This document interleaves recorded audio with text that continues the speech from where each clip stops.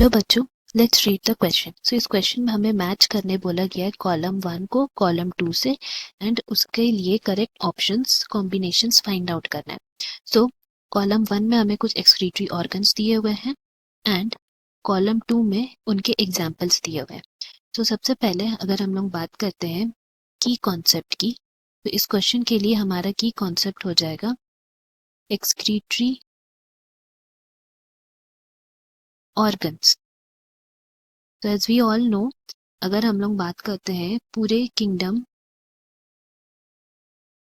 Animalia के बारे, तो पूरे किंगडम एनिमल में जितने भी एनिमल्स मिलते हैं they have different types of या डिफरेंट वेज ऑफ एक्सक्रीशन, जिसके लिए उनके different types of excretory organs मिलते हैं।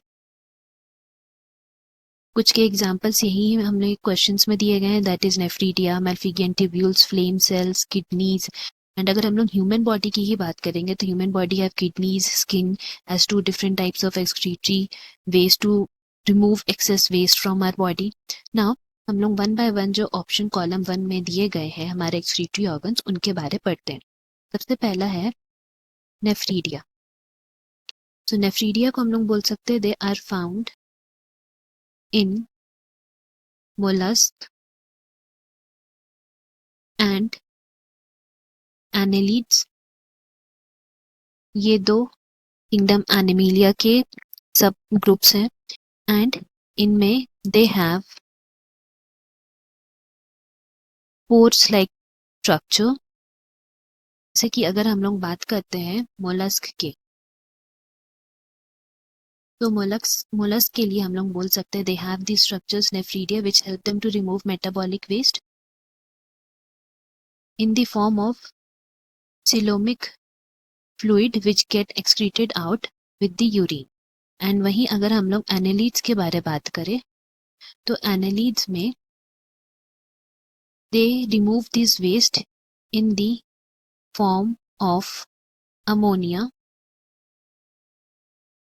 इन देयर सीलोमिक फ्लूइड एंड उनमें टाइनी पोर्स होते हैं जिसको नेफ्रीडियो फोर्स बोलते हैं। तो ये हुआ नेफ्रीडिया के बारे।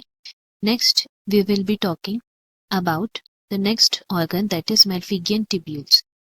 सो मैल्फिगियन ट्यूब्यूल्स को हम लोग बोल सकते हैं कि it is the structure that is usually found in the insects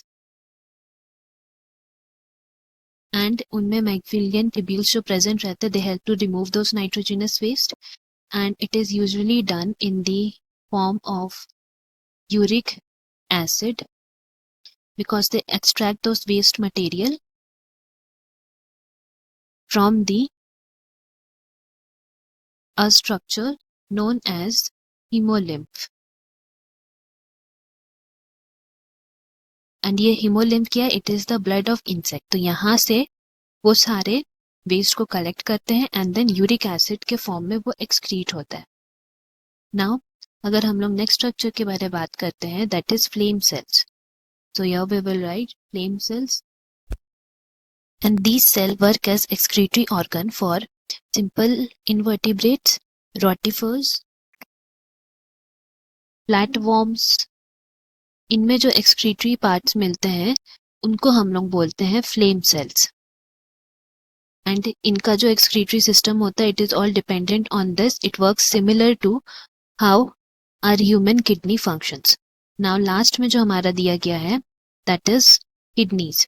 तो वी ऑल नो किडनी की अगर बात करें तो this kidney contain nephrons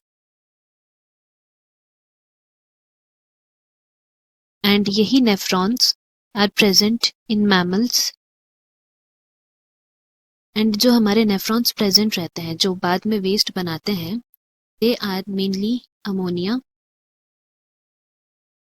uric acid या यूरिया। एंड अगर हम अमोनिया की बात करें तो अमोनिया जो है वो हाईली सॉल्यूबल इन वाटर होता है। तो that means it is mostly found in all the animals जो वाटर में रहते हैं। यूरिक एसिड जो है it is found in those animals या दोज मैमल्स जो जिनमें वाटर कंटेंट कम रहता है because uric acid is less soluble in water, तभी वो फॉर्म होता है। एंड यूरिया इज मिड में आता है, दैट मीन्स वो बहुत ज्यादा सोल्यूबल भी नहीं है, बहुत कम सोल्यूबल भी नहीं है, and it is found usually in frogs जो एम्फीबियंस है उनमें। तो इस तरह हम लोग सारे ऑर्गन्स के बारे पढ़ लिए हैं, सारे एक्सक्रीटरी पार्ट्स के।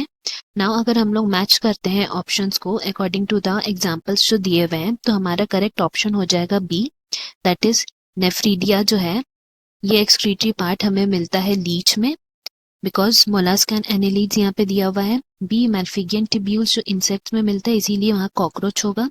फ्लेम सेल्स जो है they are found in rotifers, और the kidneys they are found in shark. So I hope the answer is clear. Best of luck. Thank you.